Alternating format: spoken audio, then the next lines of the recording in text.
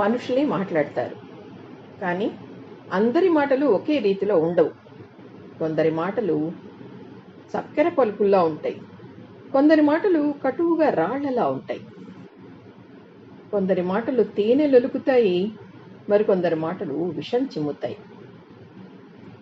బ్రహ్మదేవుడి సృష్టిలో మనుషులు అంతా ఒకటిగానే కనపడుతున్నా మాట తీరుల్లో ఇన్ని తేడాలు చోటు చేసుకోవడం చూస్తుంటే సృష్టిలో భిన్నత్వంలో ఏకత్వం, ఏకత్వంలో భిన్నత్వం ఉంది అనిపిస్తుంది. మాటలు ప్రియంగా ఉండాలని కొందరంటారు. ప్రియంగా ఉంటే చాలదు, హితంగా కూడా ఉండాలని కొందరంటారు.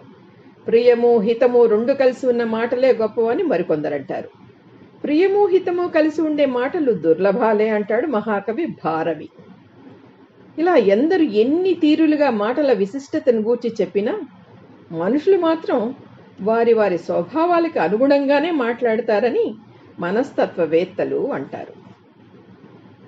శంకర భగవత్పాదులు ఈ ప్రపంచమంతా శక్తిమయమని, ఆమె కనుసన్నల్లోనే సృష్టి స్థితి ప్రళయాలు జరుగుతూ ఉంటాయని వర్ణిస్తూ సౌందర్య లహరి అనే స్తుతి శతకాన్ని అద్భుతంగా రచించారు. ఈ స్తోత్రంలో శరజ్యోత్స్నా శుద్ధాం అనే శ్లోకంలో సారస్వత రూపిడిగా శక్తిని భావించి నమస్కరిస్తే చాలు మనుషులకు తేనెలొలికే పలుకులు పలికే శక్తి వస్తుందని అంటారు.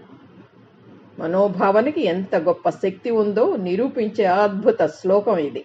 అందులో కవి మనోభావం, ఓ పరాశక్తి, నిన్ను శరత్కాలంలోని చంద్రుడి వెన్నెల్ల నిర్మల రూపంతోనూ, జటాజూటంలో చంద్రకళతో కూడిన రూపంతోనూ, 4 చేతుల్లో ఒక చేతిలో వరదాన ముద్ర, మరొక చేతిలో అభయదాన ముద్ర, ఇంకొక చేతిలో స్ఫటికమాల, మరో చేతిలో పుస్తకం ధరించిన నీ రూపాన్ని ధ్యానిస్తూ భావిస్తూ ఒక్కసారి నీకు ఎవరు నమస్కరిస్తారో వారికి తేనెలు పాలు ద్రాక్షలు మొదలైన మాధుర్య రసాలతో నిండిన పలుకులు రాకుండా ఎలా ఉంటాయి? అంటే ఇలా శక్తి రూపాన్ని భావిస్తే చాలు అలాంటి తేనెలొలికే మాటలు వస్తాయని తాత్పర్యం. భావనకి గల గొప్ప శక్తి ఇది. మనిషి జీవితం భావనామయం. మనిషి ఏ పని చేయాలన్నా ముందు ఆ పనికి సంబంధించిన కార్యక్రమాన్ని భావిస్తాడు. భావించిన విషయాలకు అనుగుణంగా పనులు చేయడం ప్రారంభిస్తాడు. ఏ భావన లేకుండా, ఏ ఊహ చేయకుండా అసంకల్పితంగా పనులు చేయడం ఎవ్వరికీ సాధ్యం కాదు. అసంకల్పితంగా చేసేవి కేవలం కాలకృత్యాలే తప్ప ఇతరమైనవి కావు. విద్యార్జన, కార్యసాధన, ఉద్యోగ నిర్వహణ, కుటుంబ పోషణ వంటి విషయాల్లో మొదలు భావన చేయకుండా మనిషి ఏదీ చేయలేడు. మంచి మాటలు మాట్లాడడం కూడా అలాంటి విశిష్ట కార్యక్రమమే. మాట ఒక దివ్య శక్తి. దాన్ని సాధించాలంటే తపన ఉండాలి. ఆ దివ్య శక్తిని గొప్పగా ధ్యానించాలి, భావించాలి. అలా భావించినప్పుడు మనసు అలాంటి పలుకుల వైపు ఉన్ముఖం అవుతుంది. అప్పుడు మనిషికి మాట విలువ ఎంతటిదో తెలుస్తుంది. అలాంటి సాధన జరిగినప్పుడు నోటి నుంచి వెలువడే ప్రతి మాట వేదవాక్ అవుతుంది. వాక్శక్తి ప్రాణశక్తి లాంటిది.